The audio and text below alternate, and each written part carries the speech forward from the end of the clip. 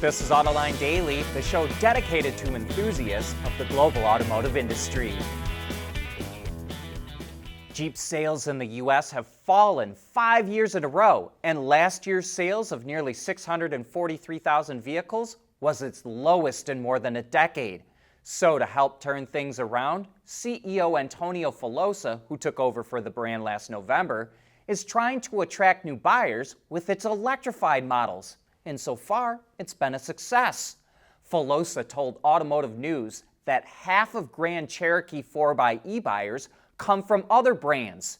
75% of Wrangler 4xe buyers are new to Jeep, and he expects around 100% of new buyers for the new Wrangler S Electric, and the upcoming Recon will be conquested from other brands as well.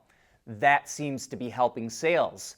In the first quarter, Jeep sales are up 2% compared to last year, and parent company Stellantis is expected to share more of Jeep's strategy during its Investor Day next week.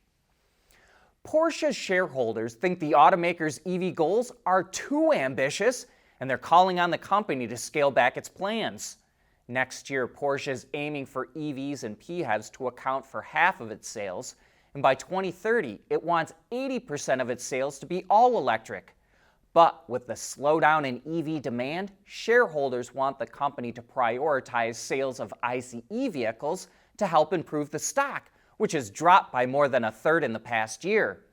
Poor sales in China and issues sourcing parts have also contributed to its slumping stock.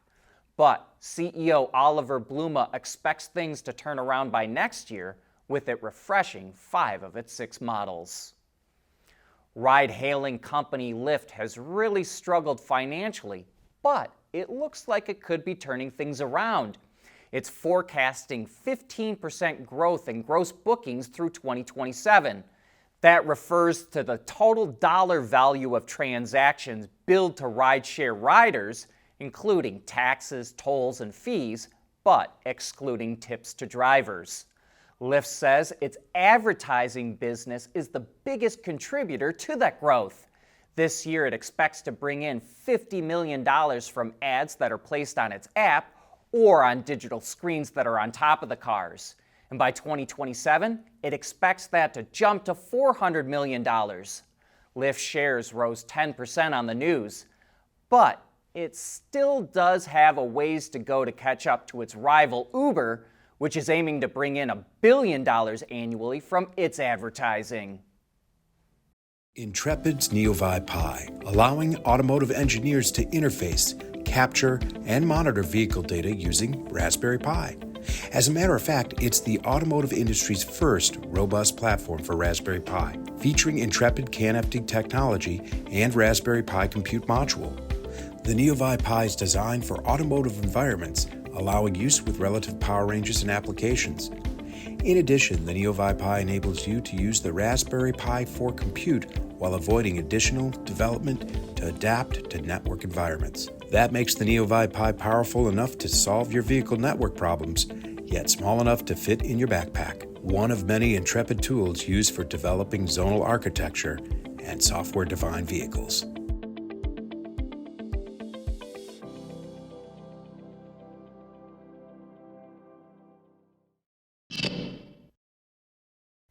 Rivian is coming out with significant upgrades to its R1 platform that are going to make them easier and cheaper to build, as well as deliver a better product to the customer. But more like Tesla, the big changes are under the skin. Rivian went to a new zonal electrical architecture, which allowed it to slash the number of ECUs from 17 down to 7 and cut over 1.6 miles of wiring that weighed 44 pounds. On top of this, it was able to build the Rivian Autonomy platform, which is a perception-based system, or in other words, it doesn't use any LiDAR.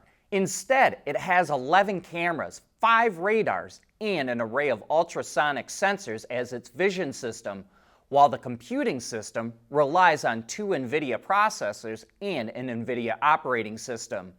At first, Rivian will offer hands-free driving on the freeway, with commanded lane changes, enhanced highway assist, and expanded road coverage to be added later. Perhaps more importantly, The company says its new electrical architecture will be adaptable to future models as well. Those models will also feature in-house electric motors. Rivian says all of its motors, including a brand new one, are fully designed, engineered, and manufactured in-house. The new unit houses 2 motors and is featured in the rear of the tri-motor and in both the front and the rear of the quad motor. The rear unit is larger and is geared to maximize torque, while the front unit is smaller and meant to optimize efficiency at cruising speed. With the new launch mode, the top-of-the-line quad motor will do 0 to 60 in 2.5 seconds and turn the quarter mile in 10.5 seconds. But wait, there's even more. Rivian also went to town on the ride and handling and fully re-engineered the suspension system, especially for the R1S SUV, which it said customers complained about being too stiff before because it was tuned for a sporty feel. So it smoothed that out.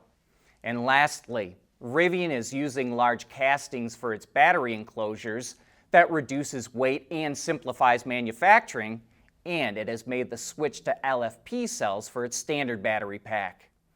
These new R1 models can be ordered now. Volvo's new, more affordable EV, the EX30, is already selling pretty well. In May, it sold over 11,000 EX30s and more than 35,000 so far this year. Volvo has not said what it will do with the EX30 in the US since the new import tariffs were announced, so that could hold back the sales performance of the EV. But the early returns are still promising. You probably wouldn't want to see one of these bad boys barreling down on you in the rearview mirror, but you've got to feel like a boss driving one. This is the Zetros, which is geared towards military applications and comes from Mercedes-Benz special trucks. They're available in 2, 3, and 4-axle configurations and can also be fitted with an armored cab. We think they're kind of cool to look at, and if you're one of our friends to the north in Canada, you might get to see one in person as well. The Canadian Ministry of Defense placed an order for 1,500 units. The EV revolution is going a lot slower than everyone expected just a couple of years ago. So the Biden administration gave automakers some leeway by allowing them to build more hybrids instead of BEVs from 2027 through 2032. The EPA even said the change would not cause emissions to go up. But Reuters did its own calculations and says that carbon emissions will be up 14% during that time period. It also says that the EPA's calculations for emissions from PHEVs are anywhere from 25 to 75% lower than what's actually coming out of the tailpipe. The EPA assumed that people plug in their PHEVs more than they actually do.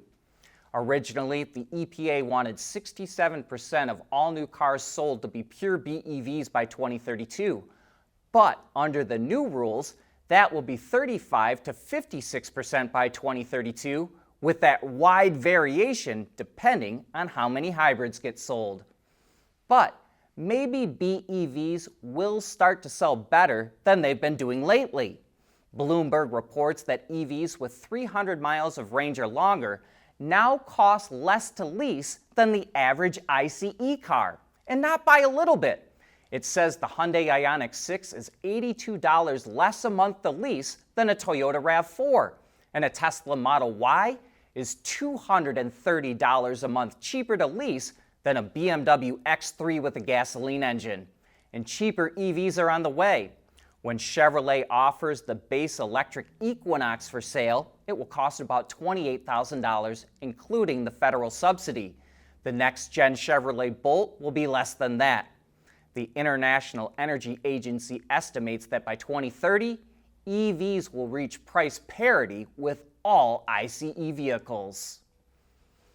Which automakers have the highest profit margins? We're not counting Ferrari, Lamborghini, or any of those boutique manufacturers. We're talking about the operating profit margin of the automakers that sell full lineups of vehicles all around the world. And there are 4 of them that stand above the rest. Stellantis is the best, but it's just barely ahead of Mercedes-Benz. BMW and Toyota are hot on their heels. Want to know who rounds out the rest of the top 10? Check out our industry report card, which you can find on the Autoline website or on our YouTube channel. It's going to help you understand how the biggest car companies in the world stack up against each other. But that brings us to the end of today's show and this week. Thanks for making Autoline a part of your day, and I hope that you have a great weekend.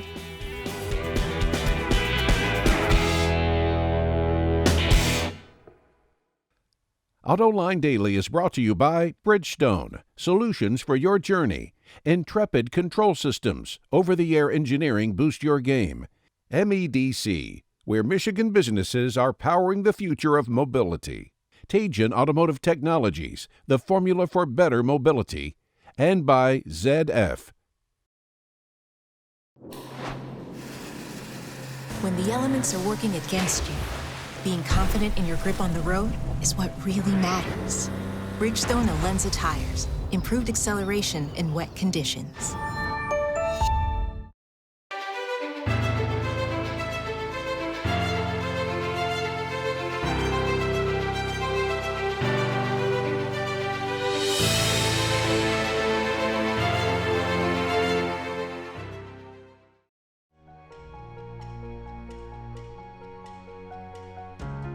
Michigan is leading the charge in mobility and innovation, and I can't think of a better state to be in. There's nothing wrong with heavy metal. Hey, lighten up. But with world-class composite material, Tejan Automotive Technologies makes vehicles lighter, safer, and more eco-friendly. Wards is the industry leader for news, data, and analysis. That's why companies across the globe subscribe to our premium service, maybe even your own. Log in for subscriber access now. Check your company's intranet for details and rely on wardsauto.com to keep you informed.